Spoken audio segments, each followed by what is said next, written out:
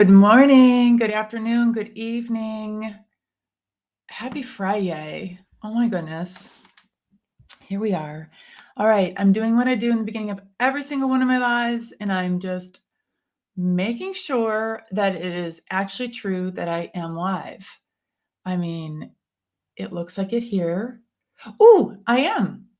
Here we go. We're having issues loading the event,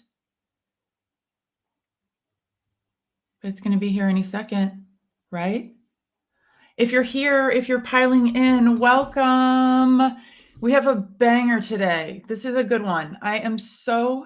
Okay, here we are. Yay. Okay. Come on in, everybody. Hey, there's 3 of you here.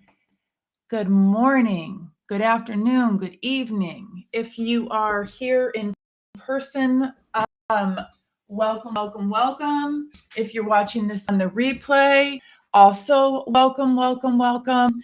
Pretty much everything we share today is going to be evergreen for like the next few months. I'm pretty sure that the techniques and the tips that I'm sharing today are solid for the next little while. And so if you're watching this in the next few months, all of these things should apply. When ChatGPT 5 hits, all bets are off. But anyway, welcome. It's up. Yay. Thanks, Donnie. So for those of you who I don't yet know, my name is Ann Murphy. I'm the CEO and founder of Empowered Fundraiser Consulting, Coaching, and Responsible AI. I have my better half, my business partner and husband, on the call with me. He is in the chat and will be dropping links and answering questions. So feel free at any point if you have a question and I'm like blazing past something, drop it in the chat. Just in case I don't see it, he will, and he will text me and he will say, whoa, whoa, whoa, lady, calm down, back up the truck. I hope everybody's great. Okay. All right, let me share my screen. Today's topic is probably one of the most frequently asked questions that comes up, and it's so important that we address this topic of how to make ChatGPT sound like you or your brand, because this is one of those things that just like stops people in their tracks. When folks feel like the LLM doesn't speak like them or, their brand voice or their leader's voice, then they get into a place of frustration of like, why bother, right? Like I could write this myself, or this is going to make me look bad. So I'm here today to help dispel some of the myths around whether ChatGPT can sound like you or not. And part of this discussion needs to be about, do you have a voice in your writing? Like, what is voice anyway? So we'll talk about that too. So here we are. Happy you're here. We've got 27 of us. Sounds like that's about enough for me to dive in earnest. And let me know where you're tuning in from, okay? Let me know where I'm opening up the chat on my side. Let me know where you're tuning in from and how you've been using ChatGPT or Claude or Gemini, but mostly we're going to be talking about the OpenAI products today. How have you been using ChatGPT so far? And what is your experience with the output? Are you satisfied with the output that you're getting? Let me know in the chat. And I know that my peeps aren't a very chatty bunch, but if there are a few of you out there in the crowd who are, sitting at your keyboard or on your phone and can drop some comments to me. I do love to know that people are out there. Makes me happy. So here is where you will find a ton of resources on using AI. Hi, Amanda. Letter writing and support for grant writing. Good. Amanda, if you're willing, would you share a little bit more about how are you using it? Like, what are you specifically doing with it? Are you getting ideas, outlines, concepts? Are you using it to proofread? Are you getting first drafts, etc.? You're boo, like you're talking to a person. Yeah, Bridget, me too. Which, by the way, do you ever talk to Pi? Have you tried Pi.ai? If you haven't yet, you are in for a treat. Speaking of booze, Pi is like the bestie you always wanted to have. Love pie. Love me some pie. I just got back from a road trip, and one of them, the trip out there, I was by myself, and I talked to pie for, I don't know, 6 or 7 hours. It was incredible. First drafts, Amanda. Okay. Yeah, Bridget, totally. You got to go over to Pi AI. It is bananas. I love, love, love my pie. But anyway, here, everybody, I put all of the full length trainings up here. I will start putting some snippets as well, especially for like prompting. I've got all of our events that we host. We host all sorts of AI community events.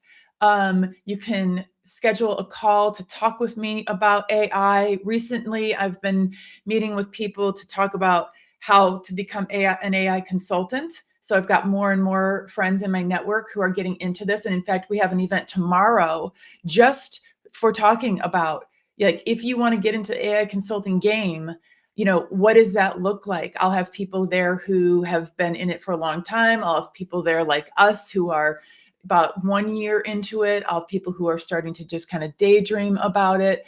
I've got, you can, okay, so sign up to have a conversation with me. We can talk about AI and fundraising. We can talk about AI in your family. We can talk about fundraising. I'm always around. I just shared with a friend last night, I usually do 3 or 4 coffee meetings a day.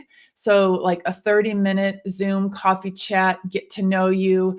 Think about, like, is there something we can collaborate on? Is there some way I can help you? Is there some way you can help me?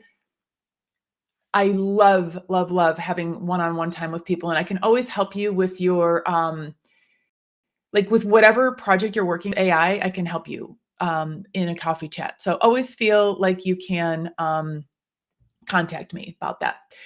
Here's a little bit about my background. For those of you who don't know me, really quickly, I spent the first 25 years of my career in higher education as a major gift officer and a senior leader in advancement. I've now taken that subject matter expertise and I've layered AI all throughout, all elements of all disciplines of what we do in fundraising. And so through that, I've had the opportunity to participate on the advisory board for fundraising.ai, which is where you will find a framework that is a very good starting place for like the rules of the road around how you and your organization are going to use AI. I've had the opportunity to teach 2,200 fundraisers on how to use generative AI responsibly. I've been able to do, totally AIify our own business. So we're 3 people and we do the work of good solid 10 people because we use AI, of course, responsibly. We use AI on like every single thing we do. We don't ever really launch into a project or open up our computers in the morning without thinking about what are we going to do today and how can we make it better by AI. And I don't mean faster. When I talk about like the gains that we get in collaborating with AI, I'm oftentimes talking about doing things better rather than doing them faster. So you'll hear me talk about that later. Okay, you can read the rest of the slides. So today, what I really wanted to kind of lay the groundwork with is I realized that even before we talk about like the fine tuning of your voice with ChatGPT, we need a refresher on prompting and reprompting. So one of the things that happens is we fire up ChatGPT and we just start writing in stuff because nobody knows. Like, there's no, like, it's not like we grew up like being taught how to use ChatGPT. Like, we're all kind of winging it. And lots of these tools have come out with like not that much training around them.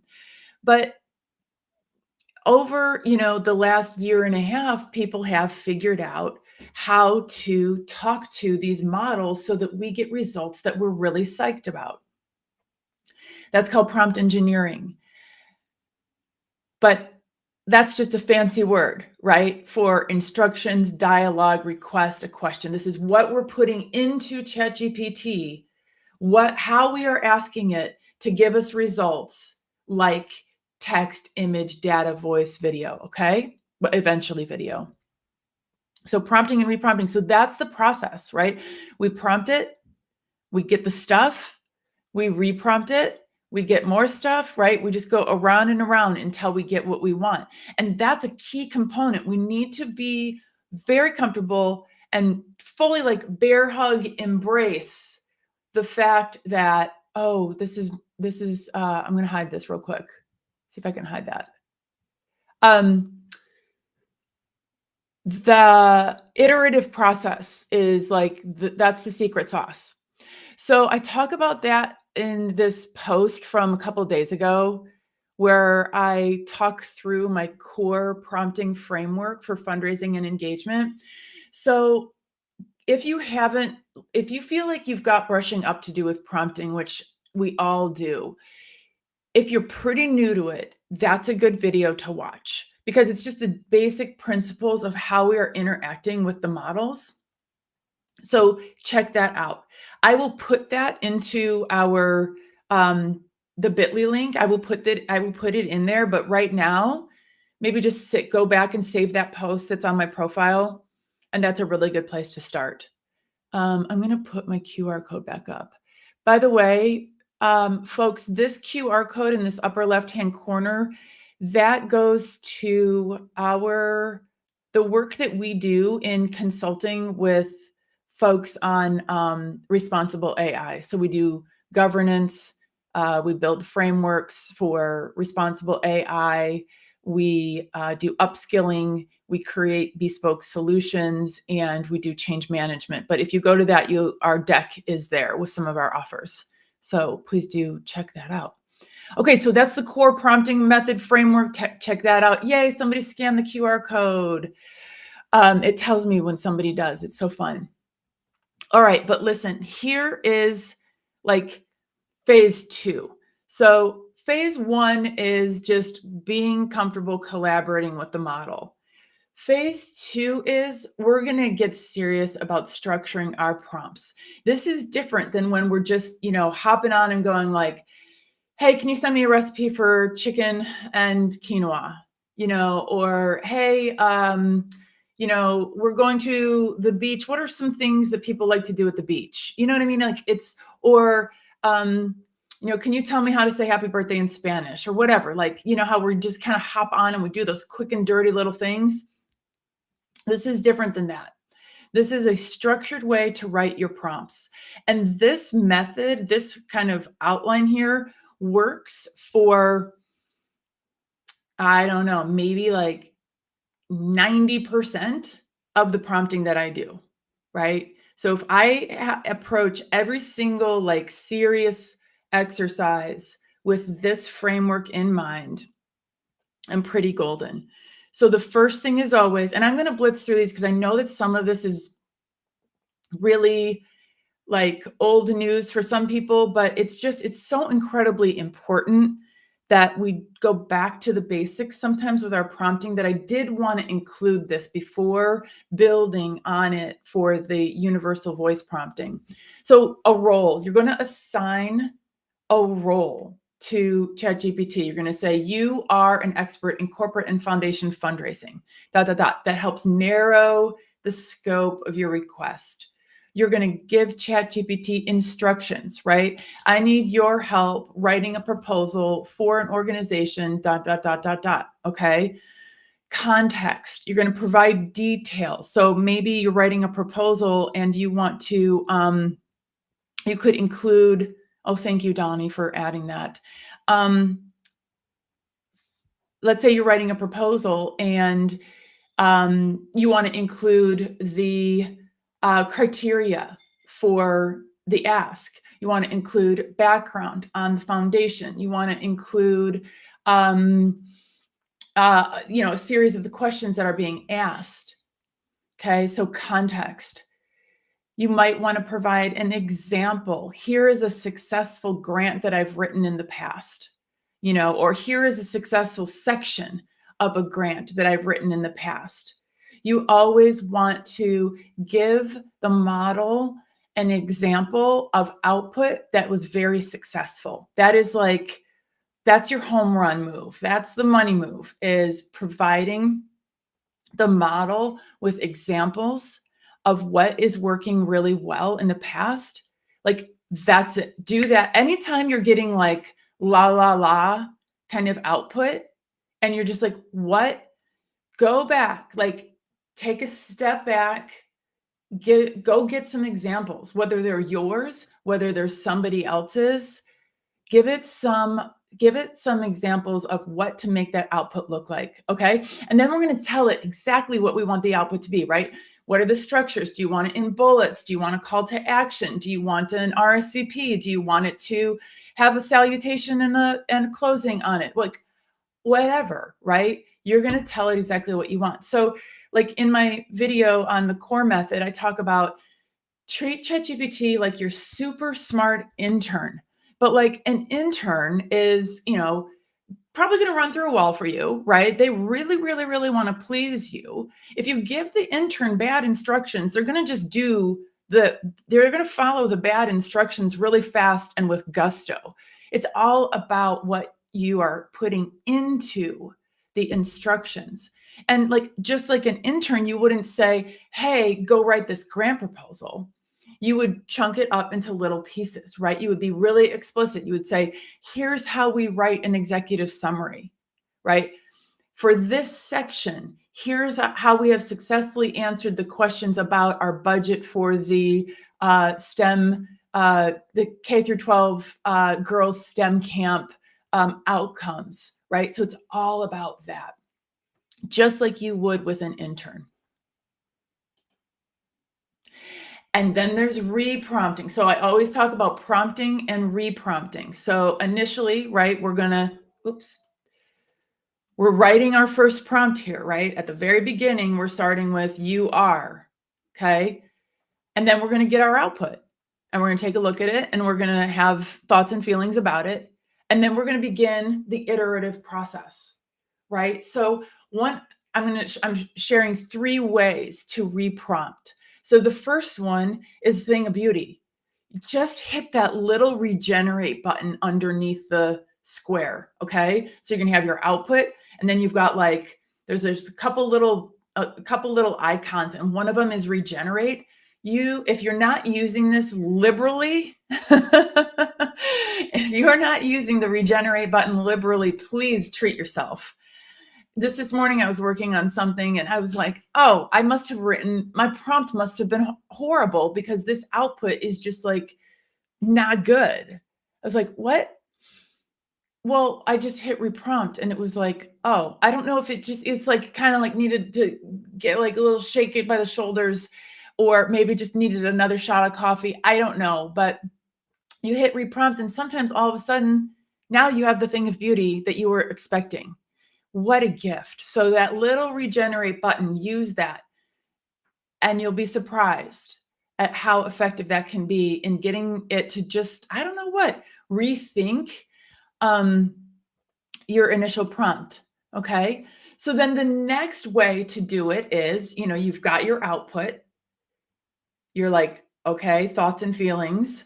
And then you're just going to chat with ChatGPT to improve. You're going to say, this is great. Let's work on a few upgrades. Maybe keep everything else the same, but swap this sentence for a sentence that's more like this. Or please include more granular detail that I provided you um, about the day 2 programming at the STEM camp. Or please provide this to me in bullet points. Or I'm trying to think of like another well, I actually will I'm going to tell you guys in a few minutes some of the ones that I use to correct ChatGPT with my writing. So anything, right? Like one of the things I often say is keep everything else, but change these things, right? Because I want to control if I do basically like it, I don't want to have to start all over and get into like lots of versioning confusion. But here's the money move on reprompting. You do your first prompt, it's your, best effort, right? You see what you get. And I wouldn't recommend being like obsessive about that first prompt because again, we've now embraced we're working with a super smart intern, right? We are going to be in an iterative process. So sometimes I get, I lean in, I spend some time, I write that first prompt pretty darn well, but I don't go over the top.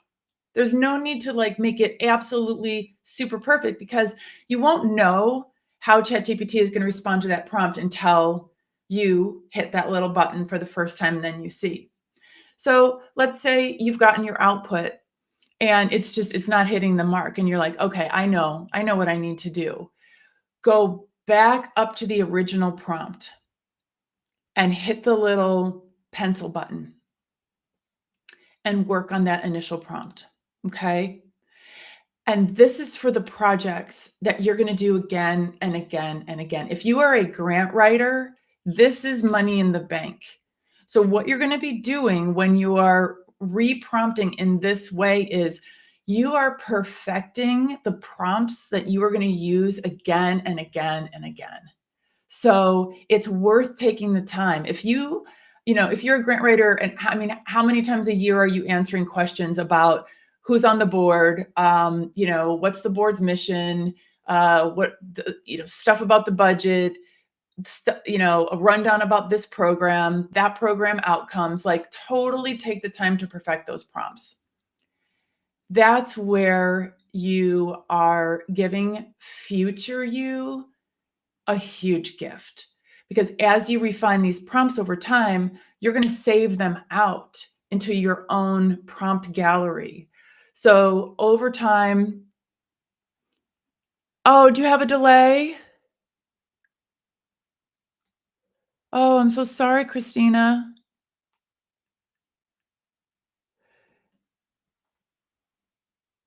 Oh, darn it. Well, okay, we'll keep doing our best, okay? Um, Actually, let me see.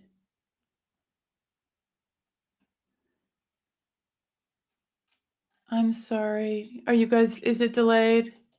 Okay.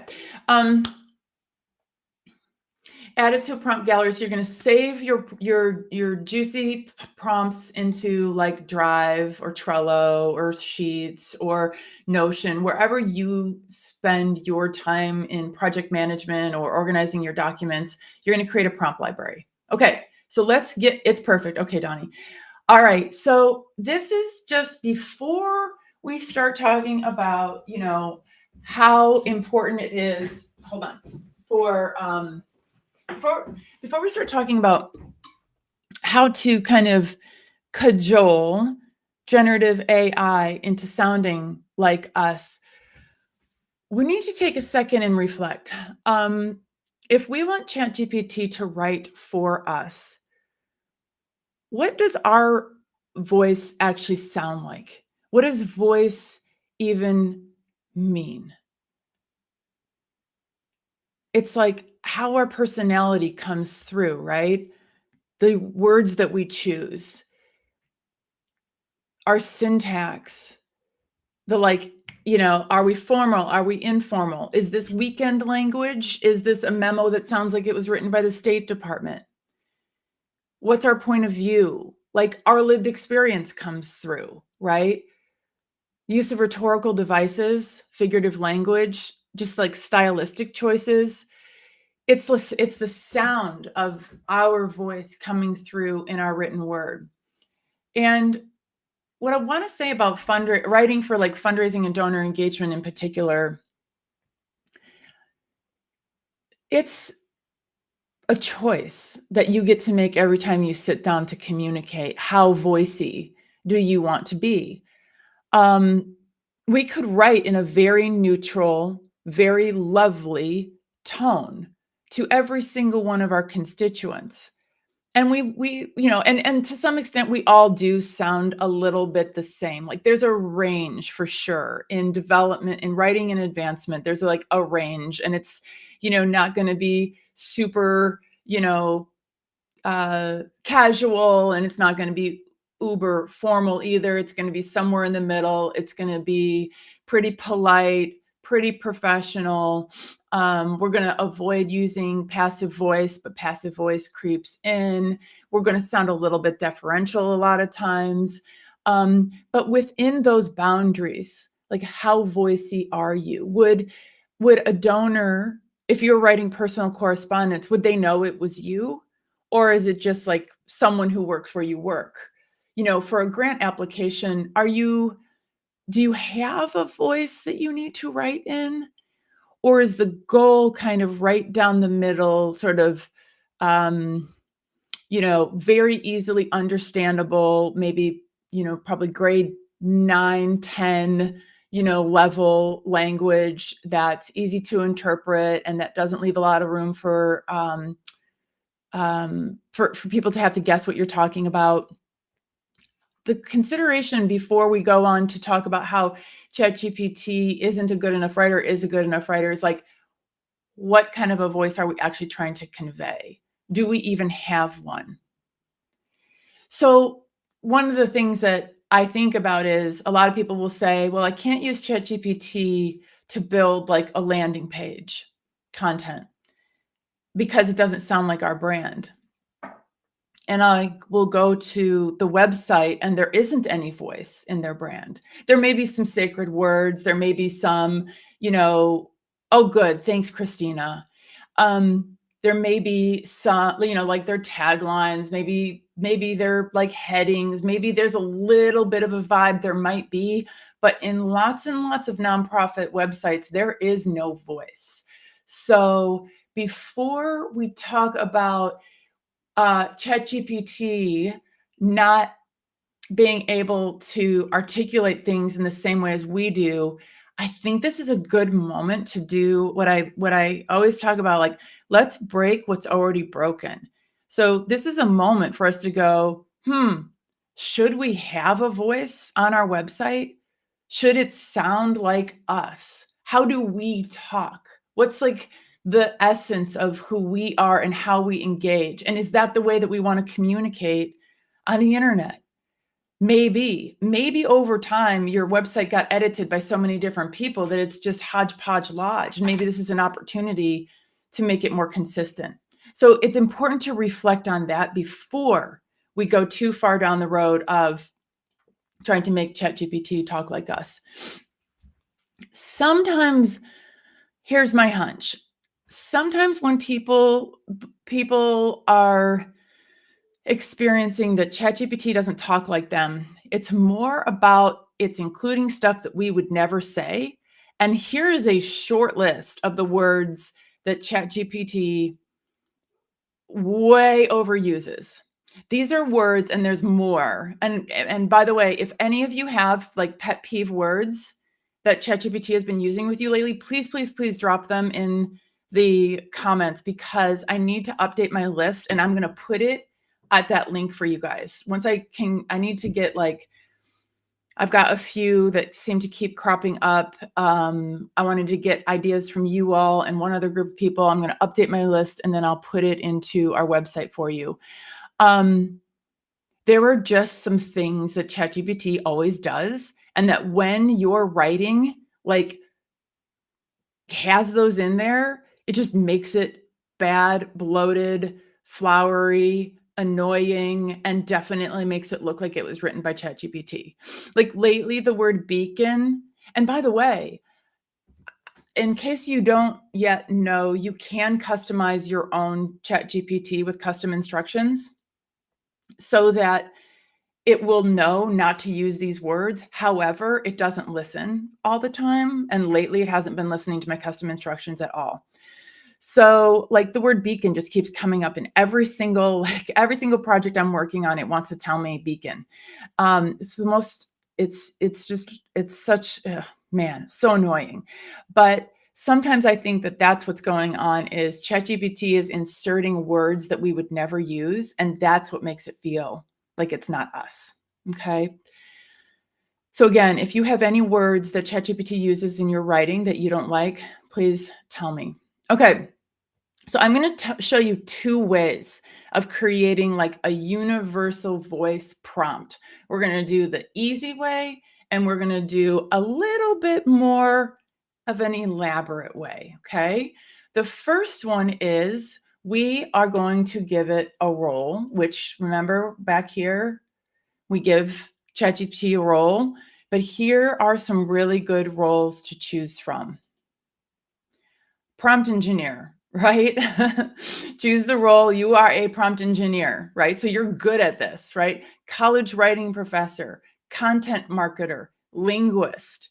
You can even ask ChatGPT, I'm going to write a script for the intro to a podcast. You are what would be the best role to do this project with me? And it might say like podcast host or podcast editor or social media marketing guru. I don't know, but ChatGPT can tell you what role to put in there. But here are some good ones.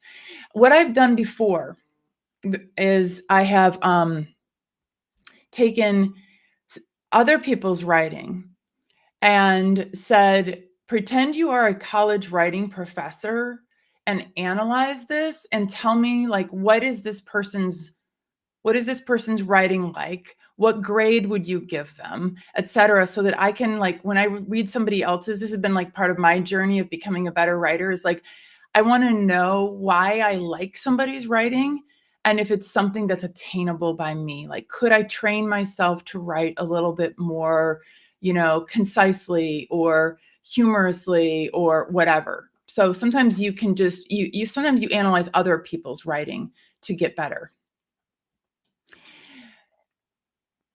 Right, that's just putting, one of these roles into your prompt. You are a college linguistics professor, okay? Keen, oh my God, keen. Christina, I can't handle it anymore. Revolutionary, I can't handle that one either. It's just, it's why is everything so keen? And here, but here is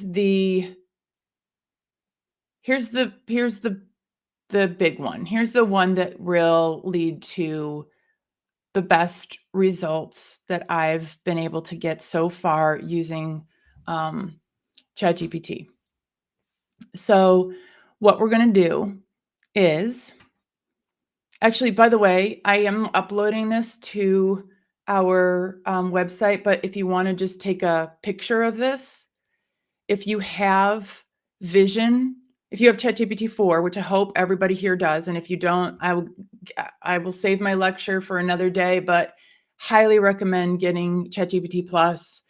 You will not get good writing results with 3.5, the free version. You just won't. It's just not going to happen. And if you're okay with that, then totally awesome. But it's going to be a slog compared with using GPT Plus or using like Claude AI. So what you're going to do is you're going to just follow this prompt, right? Step 1 is you're going to put into ChatGPT, analyze the sample text using 10 linguistic techniques. And then you're going to put, say it's a speech that say you're a speechwriter and you need to come up with a new speech on a new topic, upload 2 or 3 other transcripts of other speeches that the person has given and have ChatGPT analyze the voice. okay, using these 10 linguistic techniques. So you'll put this first part in step 1 into ChatGPT, and then see at the bottom where it says sample text. That's where you're going to put the sample text. You're going to put sample 1, then the sample 2, then the sample 3, then the sample. Okay.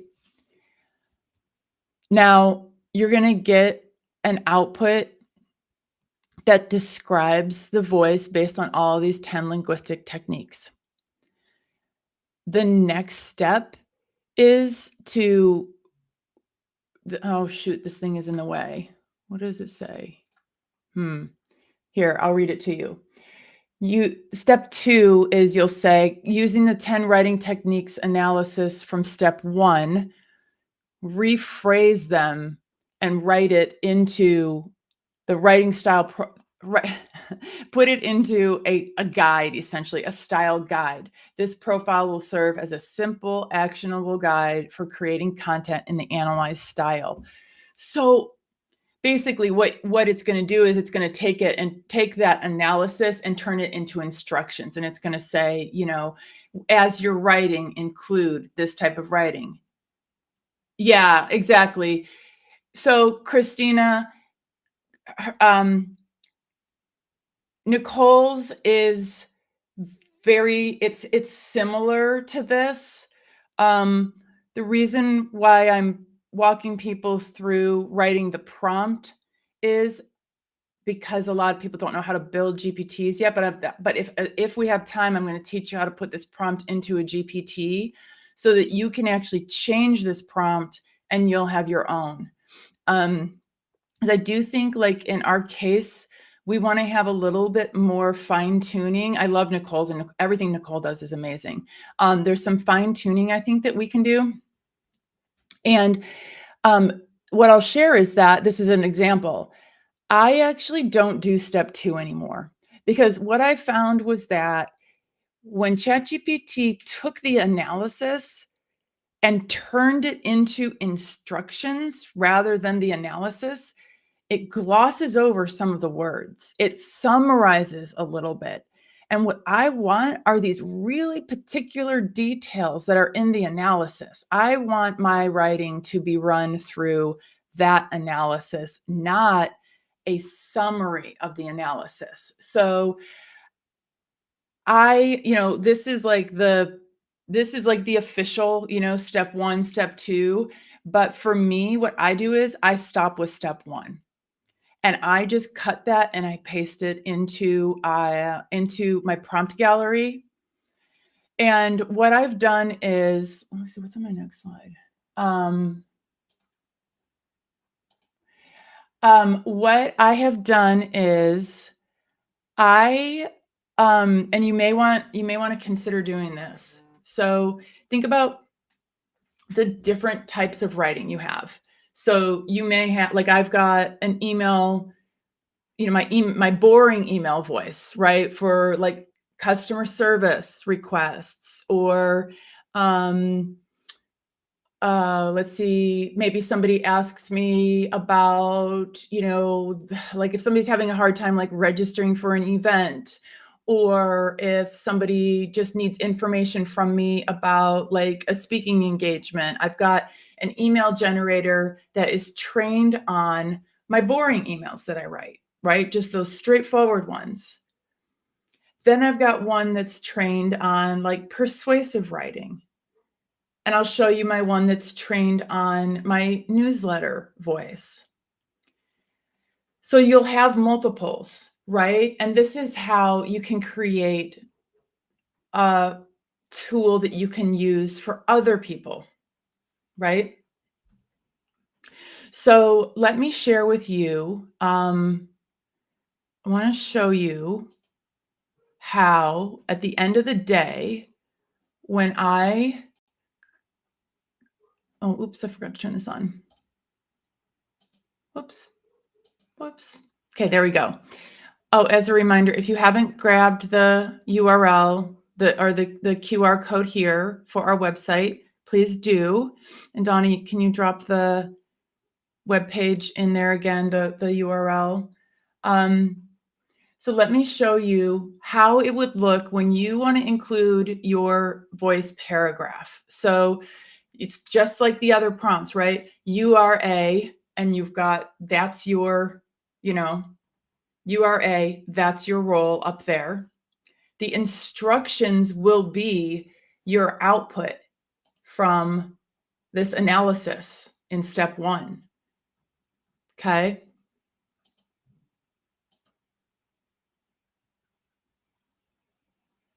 And then you're going to proceed, right?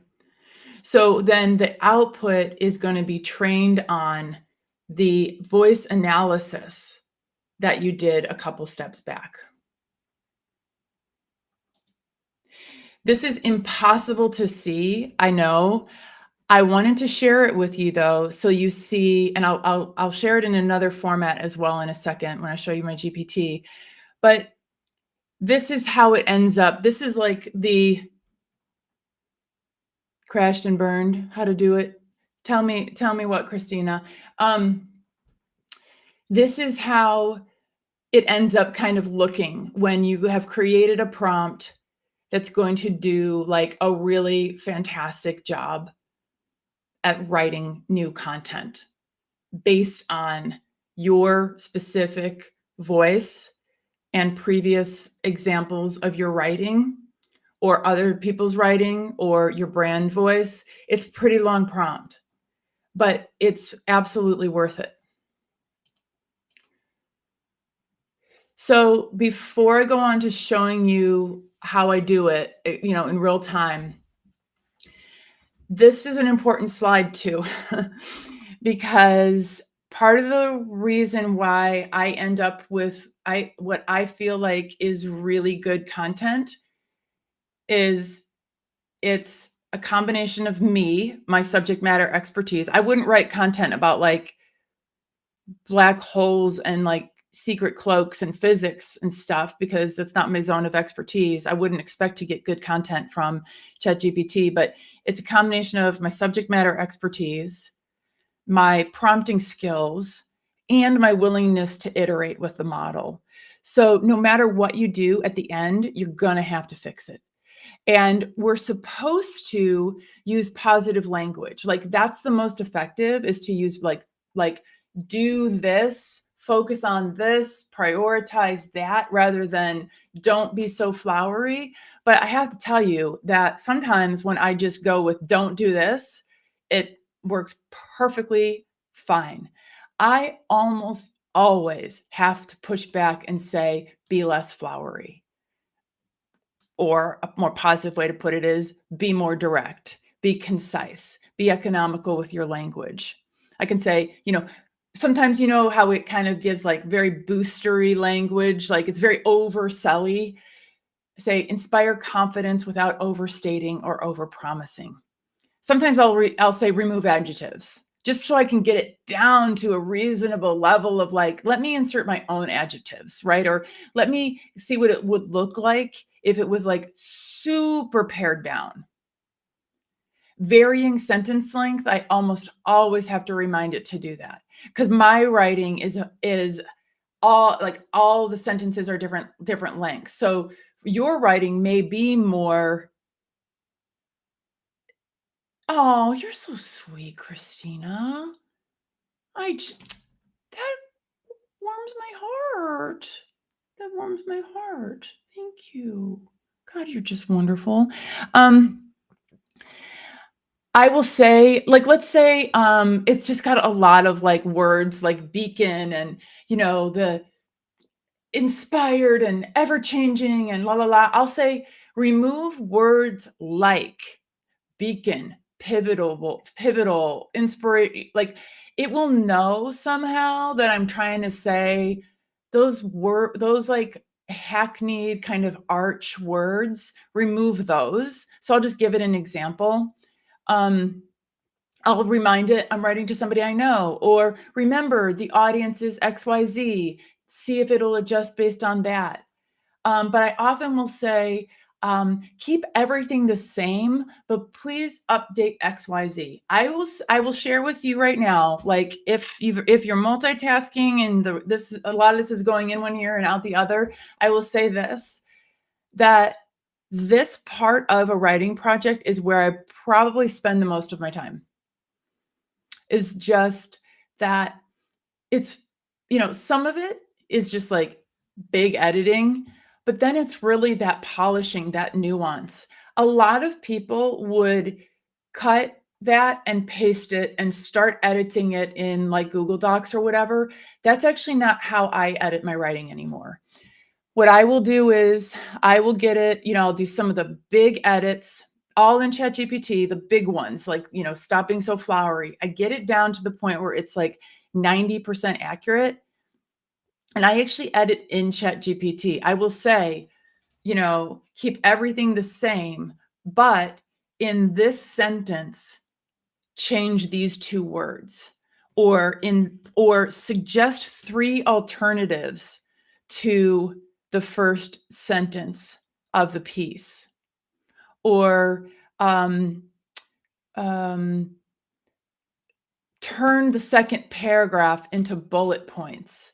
I don't feel the need anymore to take that out, put it into Google Docs, and fiddle with it myself. I would rather continue that process inside ChatGPT. By the time I cut and paste it over into Google Docs or into my email, it's like 98% of the way.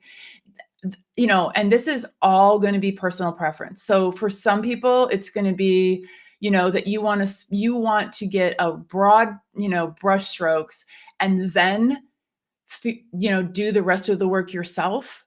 And I totally, like, that makes so much sense to me. I absolutely get that. Oh dear. Okay, hold on. I wanted to say a couple of things before I do a little demo. There is this story about, I always get the story wrong, but it doesn't matter. You'll get the gist. I'm pretty sure it was Betty Crocker, and Donnie will know. He can tell me if I'm right or wrong.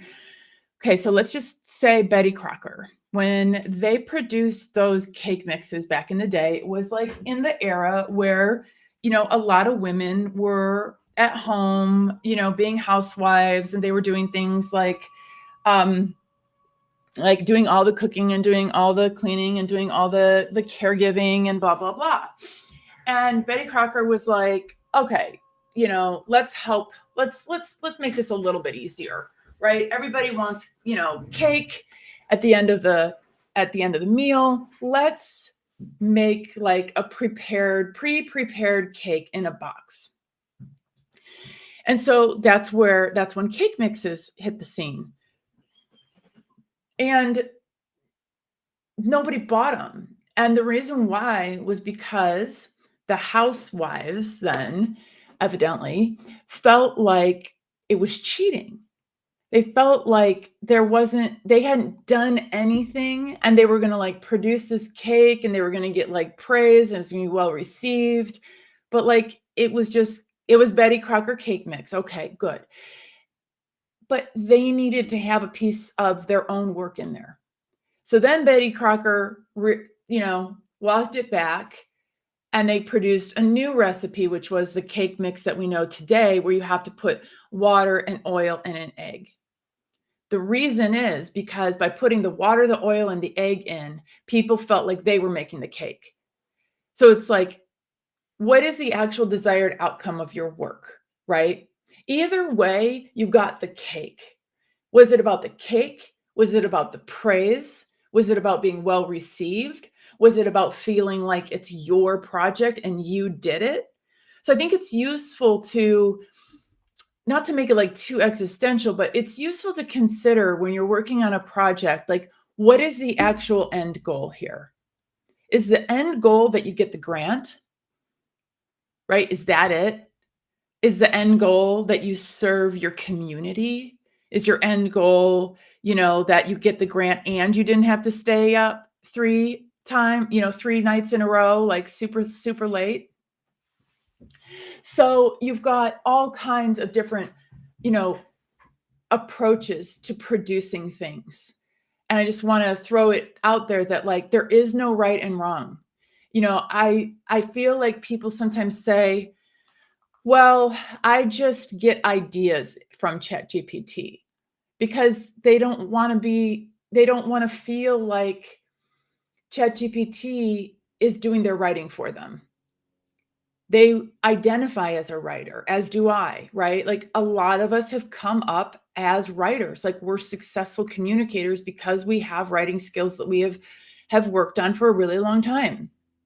And like to know that a machine can be a more effective communicator than I can, I mean, that took a little bit of processing for me. But my goal in life here is to be a good communicator. I want to understand other people and I want them to understand me. So I really had to set my ego aside, say, okay, what is going to give me the very best outcome? The very best outcome is me plus AI. And that's really going to be the case for the vast majority of people when they know how to use these tools to become a more effective communicator. One of the ways that I talk about it now is we're not writing, we are making writing. We're making written content. It's us plus generative AI makes effective written content. It's a different world. I know that sounds like so, I don't know what, dehumanizing or something like that sometimes, but think about making effective writing. Okay. So I'm going to show you all where like the ultimate conclusion of all of this is. So we started with, we know how to prompt, right? We know we can write natural language prompts. We know we can write nice, neat, clean, and organized prompts. Okay. Then we know we can identify an appropriate role for doing a writing prompt. And then we can just that's the cheap and cheerful, easy peasy way. Just give it a good roll, give it a little writing assignment, keep on trucking. If it's not important, just do that. The step beyond that is analyzing our voice with those 10 linguistic techniques. And we get an output of this is your voice and it has all of these elements, okay? Right? And then that goes into our prompts. Okay. The next step is, and you can work like that for forever and a day, right? And then we do our fixing on the back end. We just work on it, we iterate, and we end up with our final product. That is plenty. But if you want to not have to write prompts every time, I ever have the deal for you or whatever they say. I'm going to show you how to create, I'm going to show you a GPT. So custom GPT, again, this is another example of you have to have ChatGPT Plus. You have to have ChatGPT Plus. And it is so worth it on it for a million bajillion different reasons. But even if it's only for this reason, you got to do it. Okay. So here is this is my newsletter voice prompt.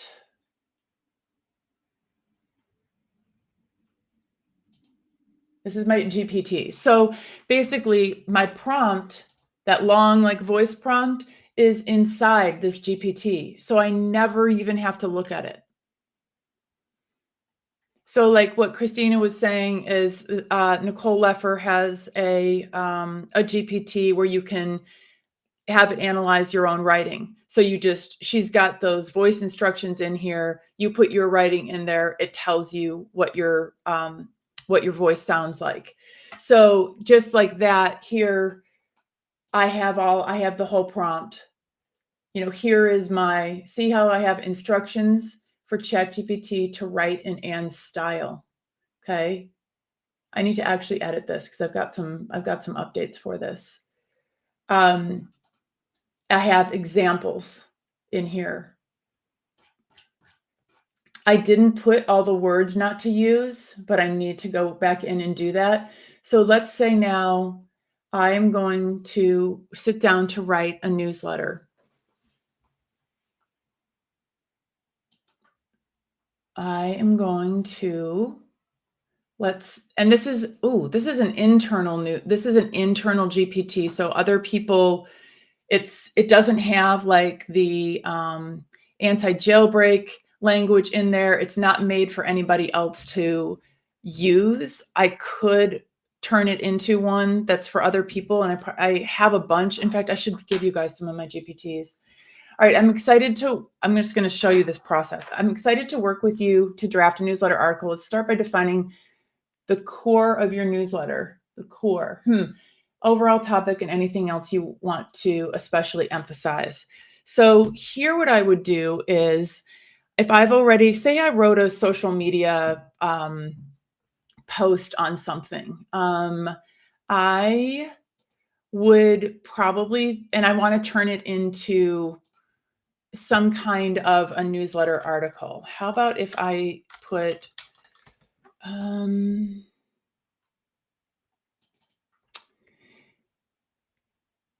let's see.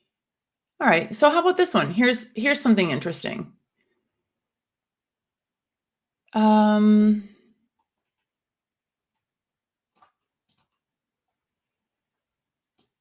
just going to take this little crumb of some statistics. I'm going to say, I'm going to write about fundraising trends in higher education in 2024. Here are some statistics. Since it's my GPT, I know what it'll let me get away with, and I know that it will let me get away with not spelling properly or fixing my typos. Now I've programmed my GPT to say, is the greeting of my newsletter article going to be hi, so-and-so, and the sign off, warmly, Anne? Yes. So imagine you're doing this for, let's see, for like your annual fund letter. What's the salutation you usually use? Are there any like patterns that you definitely want it to follow? No, we're good. So let's just see what happens. This is a very minimal amount of information. I have it telling me 3 possible hooks. So obviously, when it comes to writing, having a good hook is always useful. And I know we only have 3 minutes, so I'm gonna be real fast here. So I'm gonna say 2. 2 is good. The hook does a great job of piquing interest with compelling data, engaging hook, topic introduction, amidst a landscape of change. Higher education institutions are witnessing a remarkable evolution in philanthropy, highlighted by the latest CCS Fundraising's 2024 Philanthropy Pulse report. So here's what's interesting. So it's already including words that are overused. Amidst a landscape, that's definitely very ChatGPT type language. So I would remove that. I don't mind this first sentence, but let's say it was in my email newsletter, I would turn it into something a little bit punchier, because that, highlighted by the latest blah, blah, blah is really boring. I mean, it's true and it needs to be there, but it's just like, I'm already bored. Oh, do you guys remember when I said that ChatGPT will say, it's not just this, it's that? Look what it did. It isn't just a number, it's a testament. Anytime, like any writing you do, honestly, now ChatGPT has ruined this particular style of it's not just this, it's that. For like the next 6 months, don't include that in any writing, because it'll sound like it was written by ChatGPT. AI focus, embracing technology, good. So what it did is it put this in the format of my newsletter, and now I go in and I can do more with it. And for example, I could just go back and forth with it saying, We're going to add a personal story. We're going to add some more statistics. Now, be sure to add this. Let them know that they are invited to the XYZ thing. So I will actually do all of that in here. I don't pull it out into another platform at this point. I do it all inside ChatGPT. One more time, I'm going to remind you all of the resources that are available at the bit.ly link that is in here, the bit.ly, the goods 2024. We've got on Thursdays, I talk with experts about AI governance in the nonprofit sector on LinkedIn Live at 11, just like today. Fridays, I do tactical lessons like today. Saturdays, we do events for AI friends. Tomorrow is on consulting. Next week will be AI generated art. Then I upload lots of my trainings that I do. Oh, you can also buy replays of the trainings that I charge for. What else?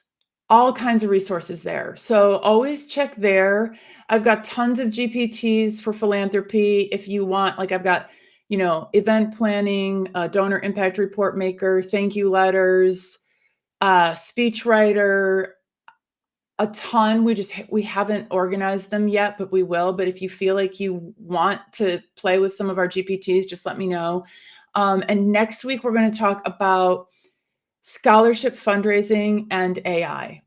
We're going to deal with some of the sticky topics of like what happens when your scholarship donor gets a thank you note that was written by ChatGPT and that scholarship donor is anti-AI. What do we do? Thank you all for being here. There's 30 of you here. I'm delighted to have such a good crowd. I hope you have a beautiful weekend and just have fun and play with these things. Definitely touch base with me. If you're getting frustrated, if you're not getting the output you want, like just send me a little DM and be like, I don't know what's happening, but it's being super annoying. Okay? All right. Have a beautiful weekend, everybody. Take care.